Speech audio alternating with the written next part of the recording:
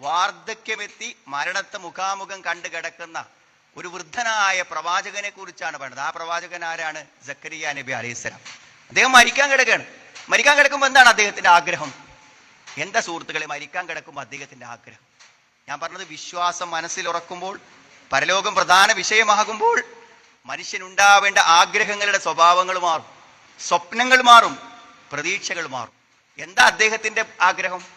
വാർദ്ധക്യത്തിൽ ഇങ്ങനെ ഒരു മുടി പോലും നിരക്കാൻ ബാക്കിയില്ലാതെ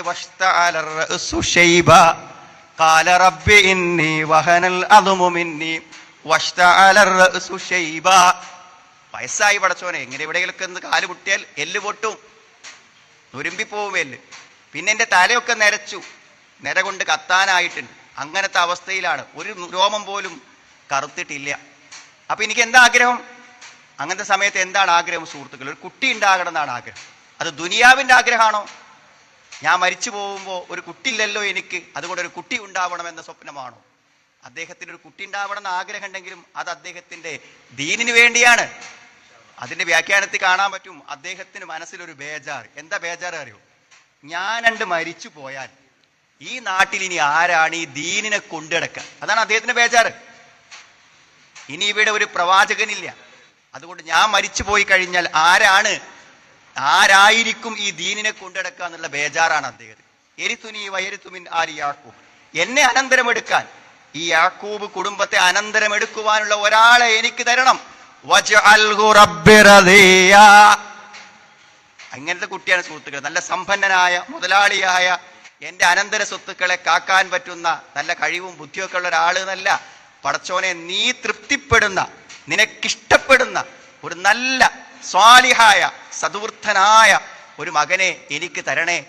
എന്റെ കുടുംബത്തെ അനന്തരമെടുക്കാൻ, ദീനിനെ അനന്തരമെടുക്കാൻ എനിക്കൊരു അനന്തരഗാമിയെ തരണേ എന്നാ ചോദിക്കണം. സുഹൃത്തുക്കളെ, ഇതൊരു പ്രധാന കാര്യമാണ്. പ്രസംഗിക്കുമ്പോൾ എന്തെങ്കിലും പറയണം എന്ന് വിചാരിച്ച് ഞാൻ വേണതല്ല. ഞാൻ ഈ ഒരു സ്ഥാപനത്തിന്റെ വാർഷികം എന്ന നിലക്ക് നല്ലവണ്ണം ആലോചിച്ചും ചിന്തിച്ചുമാണ് പറയുന്നത്. ഞാൻ ആത്മാർത്ഥമായി നമ്മളോട് ചോദിക്കും, നമുക്കങ്ങനെ ഒരു സ്വപ്നമുണ്ടോ? ഞാൻ മരിച്ചു പോയാൽ ഈ ദീനിന് വരുന്ന ഒരു പരിക്കിനെ കുറിച്ച്, ഈ ദീനിന് വരുന്ന ഒരു പ്രശ്നത്തെക്കുറിച്ച് നമുക്ക് ആർക്കെങ്കിലും വല്ല ബേജാറും ഉണ്ടോ? ആ ബേജാറാണ് അടിസ്ഥാനപരമായ ബേജാർ. ഞാൻ ആലോചിക്കുന്ന എന്താ പറയുക, എൻ്റെ പെരിന്തൽമണ്ണയിലെ പരിസരത്തുള്ള ഒരു സ്ഥലത്ത് കുറച്ച് റിട്ടയർഡ് ആയിട്ടുള്ള അറബി മാഷന്മാർ, അവര് എന്ത് ചെയ്തു എന്ന് വിചാരിച്ചാൽ, പിന്നെ ഒരു ദിവസം വന്നിട്ട് എന്നോട് പറഞ്ഞു, പിന്നെ ഞങ്ങളുടെ നാട്ടിലൊരു പള്ളി വേണം. അപ്പൊ അദ്ദേഹം പറഞ്ഞു, 30 കൊല്ലം മുമ്പ് ഞങ്ങളൊരു പള്ളിക്ക് വേണ്ടി ശ്രമിച്ചതാണ്. 30 കൊല്ലം മുമ്പ് ഒരു പള്ളിക്ക് വേണ്ടി, പക്ഷെ നടക്കാതെ പോയി. ഇനി 30 കൊല്ലം കഴിഞ്ഞിട്ടാണ് അവരൊരു പള്ളിക്ക് വേണ്ടി ശ്രമിക്കണം. ഒരാൾ 10 സെന്റ് സ്ഥലം കൊടുത്തു, പള്ളിന്റെ പണി നടക്കുന്നു, പള്ളി ഏകദേശം പകുതി പണി നിൽക്കുന്നു. വളരെ പെട്ടെന്ന് ആ കാര്യങ്ങളൊക്കെ അള്ളാഹിന്റെ തൗഫീഖ് കൊണ്ട് മുന്നോട്ട് പോയി. അപ്പൊ ഞാൻ ചിന്തിച്ചതരാം, 30 കൊല്ലം അവിടുത്തെ മുജാഹിദുകൾ ഒരു സുന്നി പ്രദേശത്ത് ജമാഅത്തിന് പള്ളിയിൽ ശരിക്ക് പോകാൻ സൗകര്യമില്ലാതെ അവരെന്ത് ചെയ്തോടെ കഴിച്ചുകൂട്ടി 30 കൊല്ലം. ഇപ്പൊ ഞാൻ ആലോചിക്കും, അവരൊക്കെ ഗവൺമെന്റ് ജോലി കിട്ടി, ഉദ്യോഗം കിട്ടി, 10ഉം 30ഉം 40ഉം 50ഒക്കെ സെന്റ് സ്ഥലം ഉണ്ടായിട്ട് അവരിൽ ഒരാൾക്ക് തോന്നിയില്ല ഒരു 5 സെന്റ് സ്ഥലം കൊടുക്കാം.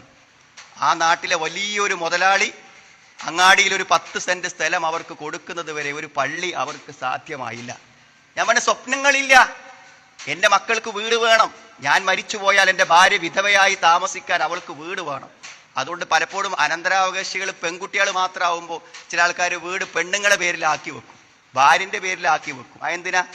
ഞാൻ മരിച്ചു പോയാൽ ഓളെ ഇവിടുന്ന് ഇറക്കണ്ടെന്ന് വിചാരിച്ചിട്ട് എന്ത് ചെയ്യും, പേരിലാക്കി വെക്കും. മരിച്ചു ആൾക്കാർ. നമുക്ക് എല്ലാ കാര്യത്തിലും ബേജാറുണ്ട്. നമ്മുടെ ദീനിന്റെ കാര്യത്തിൽ സക്കരിയ നബി അലൈഹി ഇസ്ലാമിന് ഉണ്ടായ പോലെ ഒരു ബേജാറ്, ആ ബേജാറ് പ്രധാനമാണ്. അത് പ്രധാനമാണ്. നമ്മൾ ഇവിടുന്ന് പോയാൽ എൻ്റെ കുട്ടികൾ പള്ളിയിൽ പോകുമോ, നിസ്കരിക്കോ, എന്ത് കാര്യങ്ങൾ ഉണ്ടാകും എന്നൊരു ബേജാറ്. സത്യത്തിൽ ആ ബേജാറ് നമ്മുടെ മക്കളെ കുറിച്ച് ദീനിയായിട്ട് അവർ നല്ലവരായി വളർന്നു വരിക എന്നുള്ളതാണ് നമ്മുടെ ഭാവിക്ക് ഏറ്റവും പ്രധാനം. അതുകൊണ്ടാണ് എനിക്കൊരു മകനെത്താ എന്ന് അള്ളാഹുവോട് ആര് പറഞ്ഞത്? സക്കരിയ നബി. ഒരു മകൻ കിട്ടിയാൽ മതി. ഈ നാടിലെ ദീനിനെ നയിക്കാൻ പറ്റുന്ന, അള്ളാഹുവിന് ഇഷ്ടപ്പെട്ട തൃപ്തിയുള്ള ഒരാളെ കിട്ടിയാൽ എനിക്ക് സമാധാനത്തോടെ മരിക്കാം. എൻ്റെ കാലശേഷവും ദീന് കൊണ്ടുനടക്കാൻ ഇവിടെ ആളുകൾ ഉണ്ടാകും എന്ന്. നമ്മുടെ മക്കളാണ് സുഹൃത്തുക്കളെ. നമ്മുടെ മക്കൾ നല്ലവരാണോ, ആ നന്മയാണ് നമ്മുടെ ഭാവിയുടെ.